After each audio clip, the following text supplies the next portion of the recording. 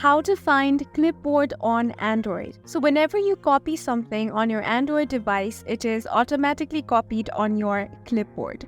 So if you want to find that, you need to open up a blank text like this. And here, if you tap on it, this keyboard appears and you might find the clipboard icon somewhere here. But if you don't find it here, tap on the three dots. And here you can find the clipboard option. So tap on that option and you're going to find everything that you have copied on your clipboard. So if you tap on that option, it's automatically pasted over here. You can paste the past things that you have copied to your clipboard as well in this way.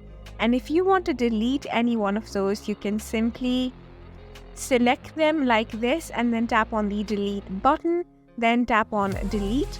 Or if you find something important, then you can also pin it. So for that, select it and then tap on the pin icon.